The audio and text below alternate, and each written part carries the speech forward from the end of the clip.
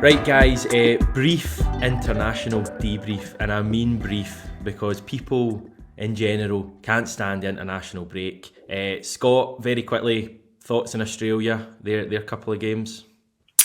Yeah, overall, we can't be too disappointed. I didn't think we deserved anything from the game last night against Japan, to be brutally honest. I think we rode our luck a little bit.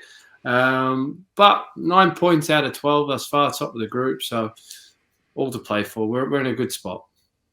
Scotland, David, you can take them. Brilliant week for them, really. I'm still, I mean, I don't know if I'll get stick for this. I'm still actually not overly keen on Steve Clarke's style of football, but he's getting the results for them. That's all that matters.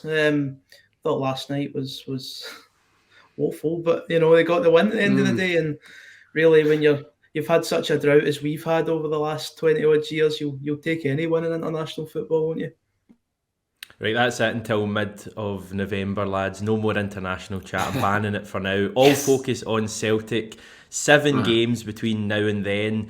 Obviously, stating the obvious, our last 7 games, the last kind of international, or the chunk between international breaks, wasn't ideal. We won 3, we drew 1, and we lost 3. Scored 12 goals, conceded 11. Not great by Celtic standards. David, why is the next 7 games going to be better? First off, can't be much worse than what it was over the games between the games in September. But when you look at the squad, of course, the obvious reason is we're getting a lot of players back over this phase of games now. Look at Chris Julian's going to be back training. You're going to have James Forrest, Mikey Johnson, Joseph Juranovic will hopefully be fit for Motherwell, Ferencváros. A lot of players who will stake a claim for the starting 11 will be back, particularly in the defence, which will hopefully ease some of the concerns there. They won't all be back for Motherwell, obviously. I think that needs to be recognised. A lot of these players some of them will be maybe phased in over these next 7 games. In addition to that, Ange Postecoglou has the away day hoodoo off his back, which I think was big. It was getting so much traction that he hadn't won the away game. I've said a few times in the past that it's funny what wins can do for morale, for the mood around the place. Funny what it can do for perspective as well. That one at Pittodrie was huge, absolutely huge. It sort of maybe not totally flipped the mood around the place, but everyone was feeling a bit better about themselves, weren't they, after getting a win there. And as well, I thought we saw some signs of Anja sort of modifying his style a little bit. He broke up that Turnbull-Rogic partnership. It just wasn't working for me. It was so convoluted in the middle of the final third.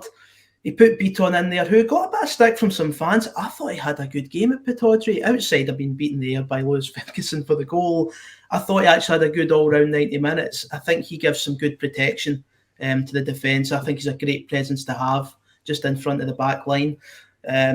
So I thought that sort of tactical tweak was pretty key at Pittodrie, because I don't think Aberdeen really troubled us too much in open play. So I think there are positive signs, and you have to look at these games as an opportunity to build some morale. So considering what I mentioned there, I think we're in line for what should be a better phase over the course of October, Hamish. You've sold me, David. Excellent. But we'll go to Scott anyway. Scott, same question to you, Scott. Why is this going to be better this time?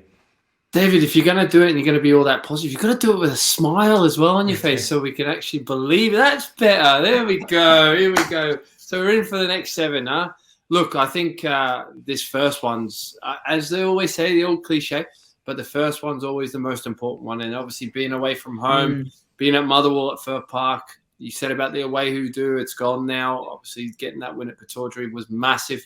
But coming back from international break, Andrew's only got the players for a couple of days before the prep. The game's on Saturday as well. So this is the tricky one, guys. And for me, obviously, Kyogo having to come back from Japan along with Tommy Rogic, you're probably looking at more so about Kyogo. Okay, he didn't start the game against Australia. He came on, but there's just that travel. Is he going to be okay to play from the beginning? Because he's massive. We all know that. If he doesn't play, Celtic are a totally different side right now.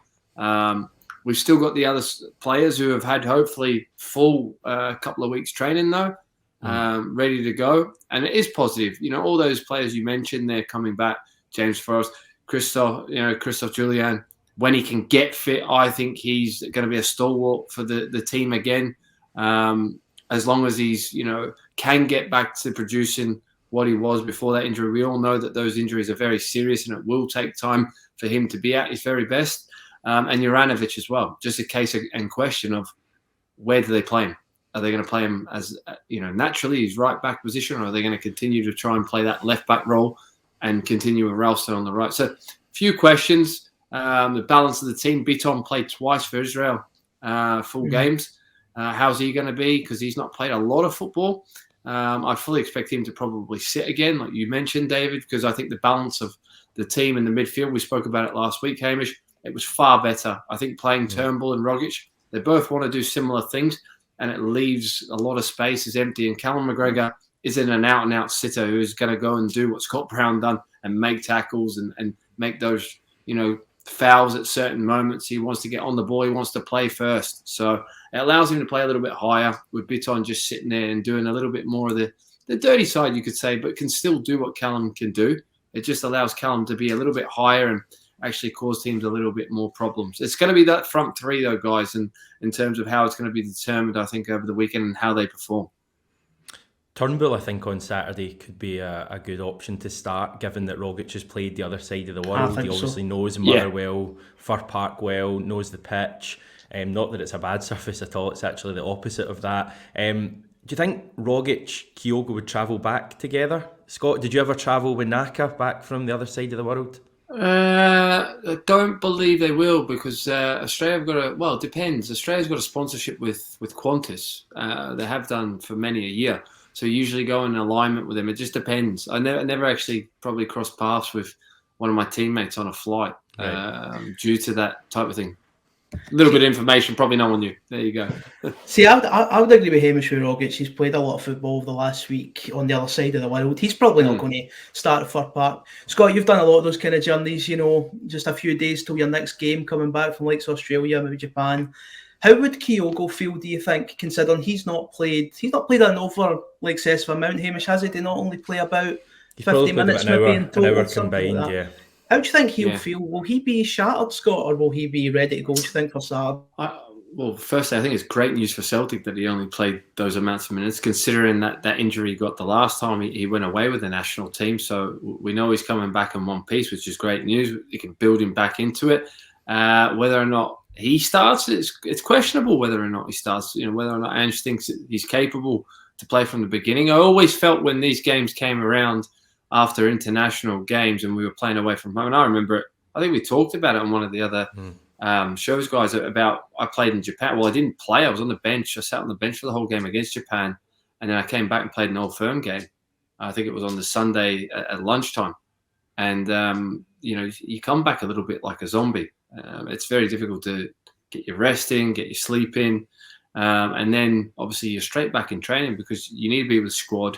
You need to get the understanding of tactically what you're going to be doing during, the game on the weekend. And let's be real, Kyogo's still quite new to the squad. He'll understand what Ange wants, but there'll be little tweaks in terms of that against, certain opposition and what they're going to do on the weekend. So, you have to get running very quickly and back up to speed. It's difficult though, guys. So everyone's different. Everyone reacts differently to that travel and how much they can sleep.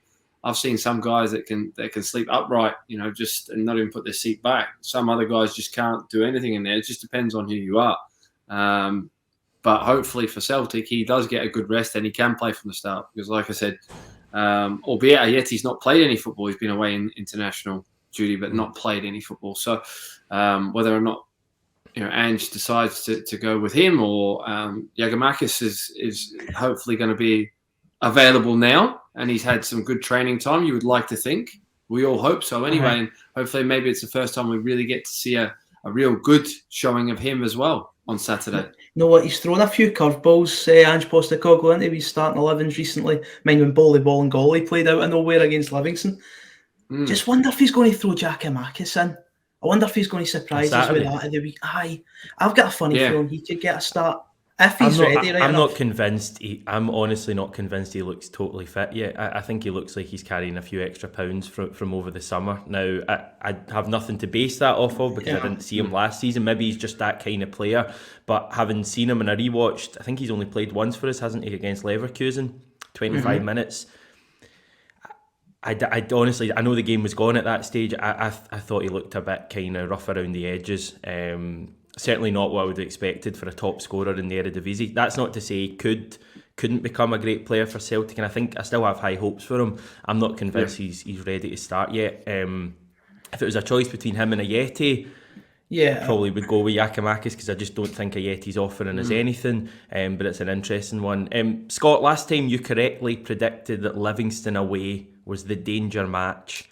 What are you picking out of our next 7? So you've got Motherwell away, Ferencváros at home, St Johnstone at home, Hibs away, Livy at home, Ferencváros away, and then the final game is Dundee away from home. Well, I think it's obvious, isn't it, which one's the most difficult? I think Easter Road's going to be very, very difficult. Again, not travelled well there in recent times, so crowds back as well. They'll be wanting blood, so it's going to be a difficult one, that one. But I think it all depends on the form up to that game as well, and how we go about the business and results wise, and how confidence builds. We've seen before the first international break how Celtic build up to that Old Firm game, how confident they were, and they were flying. So it just depends on momentum for me going into that game at Easter Road and how they perform up to that point. They've got a couple of good home games to build up on as well. But this one sets the tone, doesn't it? Fir Park away, always a hard place to go. I keep saying this, first time for fans back for these big games, but this is what all away fans to Celtic want. They want the Old Firm coming back to their stadium. These are the ones they always want. They want to beat you. So they're always up for it. So they do become almost that 12th man. And Motherwell have had probably no players away apart from their younger ones on international duty. They've had a whole 2 weeks to prep. So they're going to be more than ready. And they're in great form as well leading into the international break. So this is a difficult one, guys. It's going to be, like we know, Fir Park's always hard. But again, a great playing surface for Celtic to get the ball down and play the Ange way. So if they come with the right attitude, I think they'll have enough on the day. See, I don't imagine, Hamish, that many Celtic fans, maybe I'm not reading it right, but I'd be surprised if many Celtic fans knew a lot about Motherwell this season. I certainly don't. I've not watched a great deal of them. Just some highlights maybe on the TV at the weekend. But Scott, you'll obviously still follow Motherwell very closely. So how have they changed under Alexander this season? What can Celtic expect going there? Similar? Yeah. You know what? I actually haven't watched enough of them myself, Dave. I'm being brutally honest. My focus has been on Celtic more than actually what Motherwell have done. In recent times, particularly in that international space. International. Yeah. Before the international break, it's more on Celtic. Before that, obviously, when Motherwell were a little bit struggling at the time. But look, I think he's actually really steadied the ship there, and they particularly started to play some good football. They've driven up the league. The confidence is high within the squad itself. Made some pretty astute signings from the English lower leagues as well. So it's going to be a physical game. It always is at Fir Park. And look, I think Motherwell will be more than up for this. Like I said, they've had full prep for that 2-week period as well. And it's always one that they want to get over. If Celtic's always the big one coming to Fir Park. Why you said that last week? Why do you think that is? Why do you think? Come on, guys. We know the history of it, and I think that there's more for the Motherwell fans with this.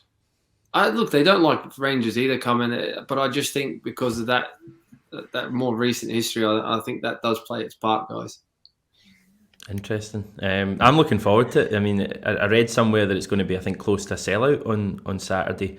I think Celtic have had their allocation cut slightly, but it's still going to be a good few thousand Celtic fans there. It's always a great game, and it's going to be tough. And I think Celtic have done quite well there recently as well. Remember a couple of games season before last even last season, did we not score 4-1 Yeah, I or think we something won like that? 4-1, Seasons before that, I think we scored maybe 5 one time, 4 the other time. So Celtic seem to enjoy going there, and I just think it's a great match, on paper. The atmosphere is always great, and Motherwell always kind of give as good as they get in those games. As much They as give we've you a beaten them, good game. they've always been kind They of... like to come out, don't they? Mm-hmm. At least they Yeah. come out and they come out and they play and they attack you and they try and make things difficult. Whereas some teams, even when they come and you go away from home, they just sit right off you and try and suffocate you and try and get one on the counter or try and get a set piece to sort of kill you off. Whereas Motherwell will go, no, like we'll try and come out and we'll do our best on the day, which always makes for entertaining football, Hamish, like you said there.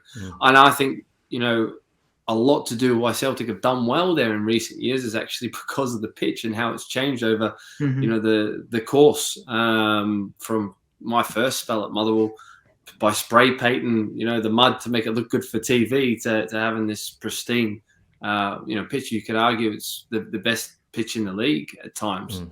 They really look after it that well, and Kitman does a phenomenal job. You're not allowed on it at any point, until you play a first team match. So I think that will really, really suit Celtic. I think they've had an unfair reputation, Motherwell, recent years of being a physical side. I've heard some of the players been called hatchet players, things like that.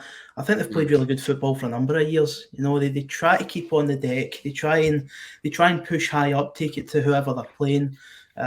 Hopefully, we'll see a similar game this weekend. But Hamish, we just go back to those fixtures you read out, because before the video you said, it's a bit of a simpler 7 games we've got ahead of us. What were they again? So we've got Motherwell away, then Ferencváros at home, St Johnstone at home in the league, obviously. Hibs away, that's a midweek game. You've got Livingston then come to Celtic Park, and then the return game in Ferencváros, or in Hungary, and then Dundee away is the final game. Yeah, see, not one of those could we take for granted, in my opinion. Do you not think the league is just really strong this year, though? What away games would you take for granted? Maybe Ross County, you would assume you'd win that. No, not even that. I'm not saying Ange is going to say that, but us as fans. No, honestly, no. And the same with Ferencváros as well, who are a really good side, by the way. Yeah. It's going to be hard. They're going to have to earn every point, and it's going to be interesting to see how Celtic step up to the challenge over these next 7 games. Some of those fixtures are great if you can get the results in them. You look at Easter Road. What a morale booster if Ange could go there. Presuming we're in good form in the build-up and get 3 points. The confidence in him if he does that, it'll go at probably similar levels as it was in the early stages of the season. But there's not a simple game there. Even St Johnstone at home. St Johnstone have improved tenfold over the last couple of years over the last year under Callum Davidson. It's a really exciting list of fixtures, even though at face value some might look pretty routine, to be honest. Yeah, I think because of the form that Celtic showed at the end of last season, I think everyone's of the mindset that you can't take anything for granted, because of the performances, particularly away from home.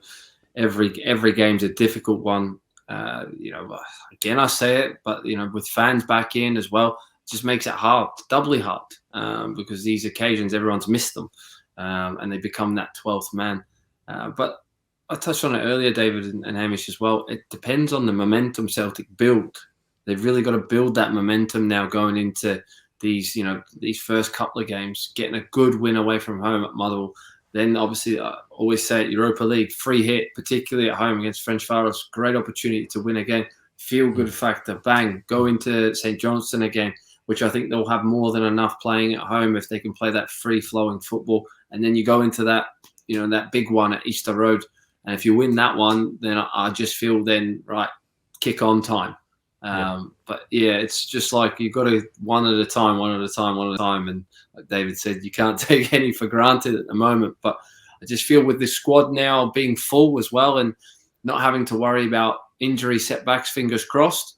Kyogo now coming back, obviously healthy and fit, whether or not he plays that first game fully. But having him fit is really, really important to how Celtic perform and if they get results or not for me. I think he needs to find his best team as well, doesn't he, Ange? I mean, he's kind of had mitigating circumstances over the last couple of months because players have been missing. But he has done the odd wee daft thing. David pointed it out, or Scott maybe. Juranovic at left back. I think it was a Dundee United home game when he had Montgomery there. The Rangers game as well. Yeah. I He was quite good at Ibrox though, Juranovic. Yeah, I know, but it's still you want him playing in. You want the Croatia fullback playing in his rightful position. There's been other ones as well. The Turnbull Rogic thing I think has been uncomfortable for a while. Playing Kyogo wide left now. He moved Kyogo wide left and Pittodrie, and we got the win partly as a result of that, but I'm still not a fan of that. I think he has to play through the middle at all times if he's on the pitch, and I just hope that Ange can now find the right team and stick with it, because it just feels like there's a bit too much tinkering going on for me. I get that some of it's enforced by injury, so I think he might know it, Hamish. I'm just not sure he's had the chance to play it regularly. We were talking about all these injuries we've had. I think he's worked with players for a wee while now. He's been in the door since late June. Obviously signed a few in the summer. I get that. He signed a lot of them in the summer. But I think he'll have an idea who he wants in his strongest 11. I'll be surprised if that's not written down somewhere and stored in the memory. I think he'll have an idea who it is. I'm just not sure he's had the chance, to be honest, considering the injury problems we've had. So I'd expect to see, when these players return, a real settled 11, outside of the odd tinkering each week to keep players rested. I'm going to put it out there because I think the centre-half pairing is going to be so vital and important going forward for Celtic to have success. If Julian can get back to that fitness and that form that he showed, who do you pick out those three centre-halves, or even four even, if you put Welsh in the mix as well? Because I've still, the jury's out probably on, Vickers and Starfelt, who's performed the better. And if Julian does show that, then who does play with him? Because I really believe that he's the number one centre-half if he comes back in any form whatsoever that what he showed previous. Well, I would go for Carter Vickers and Julian just based on some of the errors that Starfelt's made. But to be honest, Carter Vickers could do with stepping up a level as well for me. I think he has been absolved from a lot of blame for some of our defensive failings recently. I love the guy. I think you two are harsh. I honestly think the guy's been brilliant. Yeah, I wouldn't go that far, but I would go for Carter Vickers. I'd keep him in the team. I'm saying keep him in the team. I'd give him a chance to start alongside Julian. I think Starfelt just a wee bit concerning just now, guys, to be honest. He's grown into it a little bit in recent games. I thought Pittodrie was a bit better. In answer to Scott's question, I think Julian, Carter Vickers for me are the two. My only worry is there much pace in those two for balls over the top? Now, I'm not saying that Starfelt's particularly quick either, but are those two too similar together, Julian, Carter Vickers, the way they play? I think Julian's a bit quicker than you're maybe giving him credit for there. I think, you give him it just depends on how he comes back. He comes back. You don't know, like with these injuries, sometimes you do lose that yard, and particularly at the beginning, because you've not played a lot of football. We don't even know if he's really, he's not had a game for the reserves yet or anything like that. Just knee injury too, wasn't it? So, it's going to take time. And I mean, that's me just playing devil's advocate a little bit with you guys. But I mean, it's going to be interesting to see how Starfelt is, because you've seen the Swedish manager talking about him, midweek and why he wasn't playing, because the other guys seem to be more he's not good enough, set pieces, and how's his confidence going to be for that? He's come to the club, new player, trying to find his feet. Look, it obviously takes time for any new player to come in and be settled. Is he better on the right-hand side than he is on the left-hand side? I know he played the left-hand side a lot for Spartak previous, but is it worth trying him on that right-hand side and try and, Carter Vickers on the left, So it's kind of, I mean, that's up to Ange what he does with that. But sometimes you start thinking like that. I think as a coach or a manager, how do you get the best out of them and fit them where they can be, stronger? I think there's been signs that Starfelt's improving, but as always, it'll remain to be seen, what he can do in these 7 games. Can we start keeping clean sheets at tough away games? We've not done that at all yet. Can we go to Fir Park and Easter Road and keep clean sheets? At the moment, I'd be pretty surprised if we kept a clean sheet in either, probably given how we've played so far on the road. Just to kind of continue Scott's thing, midfield, if everyone's fit, who's your dream midfield, Scott? Well, I think at the moment, because of what we've seen at Pittodrie, I think you have to go with the three that started that game. I think you have to start with Bitton as the 6 at the moment. Allow Callum to go further forward, and have David Turnbull in there at the moment. Now you can fluctuate that with either Tommy playing rather than David. I don't think they really can play with each other in the tougher games, in the bigger games. I think particularly away from home, you just can't. At home, I think you can. I think you can be more expressive. And I think when things are flowing and those two are playing, hell of a threat, going forward for Celtic, and Callum can pull the strings from behind there. But I just think in the bigger games, European games, away from home, I think you just have to be a little bit more resolute to begin the game. And let's be real, Sorrows sort of found himself out the picture just because of disappointing performances at the beginning of the season. There was promise there, last season at times, and we're thinking, can he be the replacement for Scott Brown? But it's just not happened. So I think Bitton coming in there now and filling a gap. And he's so experienced. He's been around for a long time, guys, at Celtic. He's been in and out a lot, but, he knows the script. He knows what it is to play for Celtic. And, he's still playing international football as well. He's just proved that playing the 2 games for Israel. So he is still a high-level operator and, more than useful for Celtic. What's your thoughts on the James McCarthy situation, Scott? He seems to be struggling quite a bit since signing. Yeah. Well, we spoke about that last week a little bit, didn't we? About who signed him, the length of contract. I think Hamish still believes and hopes that Celtic are going to get the very best out of him. It is still early days. There has been those rumours, contentious rumours, in the press that Andrews didn't select him, and he's struggled with the pace of the training and whatnot. Look, it's all hearsay. I can't comment on those things, but that's just the things that are out there and you hear. But you would like to see him get a run. He's a quality player, guys, from what we've seen previous to now. He played a lot of games at Crystal Palace as well last year. It's not like he come off the back of not playing a lot of games. If you look at his stats for last year, it was probably the most games he played in quite a few seasons. It's just a case of getting him up to speed. Or, because he did play those games, are we seeing that, now maybe he's getting a little bit older, that he can't keep up to the speeds that Andrews is wanting? But you'd like to still think he could come on and be effective for Celtic with his quality, and hopefully we'll see a lot more of him in this period in time. I don't think he's been nearly as bad as people have made out.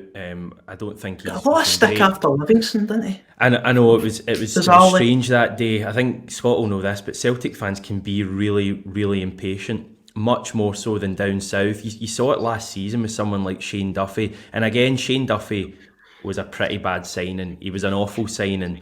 But even in those early weeks, he had a couple of wee errors and fans were immediately turning on him. And I know you can say that a professional footballer should be able to get above that and produce their best football, and that's fair enough. I take that point. But I do think it's difficult sometimes in your early days when you've come down south from a pretty relatively easy life in terms of expectations from a big support at like a Brighton or a Palace, and you come up to Celtic and suddenly you maybe have one bad game and people are calling you a flop and saying you're a terrible signing. And I just hope that the Celtic fans can just chill out a little bit with James McCarthy, give him a bit of time. He didn't train all summer because he didn't have a club. He had COVID as well, I believe. So it's been a tough time for him. Just chill out a little bit with him. He's a class player. We know that. He's played down south for the last decade. He's not going to be a flop if we all just chill out, and he will reach that level. I'm sure of that. I just feel like the scrutiny that's on every single thing he does. One misplaced pass and you've got people moaning and saying that he's not fit to wear the shirt and all that, and it's a little bit frustrating for me. He's not been great so far, but I genuinely think we all just need to chill out a little bit, and he will come good. I mean, how many games has he actually played for? Is like 4 or 5 or something like that. Yeah. I don't know where the sort of, maybe not hate, but the dislike of the signing really came from. I was quite excited when we signed him, I must admit. I don't know if I'll get in trouble for saying this. I do often wonder if it's an Irish international, whether Celtic fans just immediately expect him to be great. Obviously Shane Duffy was as well. I don't know if that's just a link between them. But I think it's more, if they show allegiance with the club, Hamish, more than that. The Irish connection, yes. Yeah, it's good but point. I think if your allegiances lie, with Celtic, and you are a Celtic fan and you come and they expect you to understand and know what the club is and die for the die for the shirt, the badge, and straight away hit the ground running because you're educated on the team. You should be one of the leaders of the pack as well. And I think all that expectation builds into when a player is particularly, like you said, a James McCarthy's quality and what he showed prior to coming to the club, there's immediate expectations on the guy. And that's where that comes from, I believe. Yeah, I agree totally. I just think we need to just chill out a little bit and the performances will come. Right, guys, where do you want Celtic to be after the next international, at the next international break, the next 7 Top games? of the league, to be honest. Top of the league. Take advantage of any slip-ups Rangers have, and I think there might be 1 or 2, hopefully. Take advantage of everything we can over these next 7 games. That's what I want us to be doing. I'd like them to be within 1 game of Rangers after these games. That would be an achievement within itself, just to be in touch and distance. So the closer they come to that game at Celtic Park against them, you're only that 1 game off them, whether it be 2 points, 3 points. You're only that 1 game psychologically going into that game. You're right back in business. If you can win that one. So that's really the aim, I think, to just try and get back into touch and distance, or keep in distance within that time. Just put some pressure on them, Hamish. I mean, they're 6 points clear without playing their best stuff, Rangers, this season. So they're 6 points clear us anyway. Let's get right behind them and see how they cope with a bit of pressure on them. Could go up to 3rd on Saturday if it goes well, lads. I think the top 6 are all playing each other. So we've got Motherwell, Hibs play Dundee United, and Rangers play Hearts. So I think if results go our way and we obviously win, we could go up to the lofty heights of 3rd place. Thanks, lads. Appreciate your time once again. Thanks, everyone, for tuning in. We'll reconvene with Scott and David in a couple of weeks. Hopefully, Celtic are in the midst of a winning run at that stage. Thanks, everyone, for watching. Remember to subscribe to the channel, and we will speak to you soon.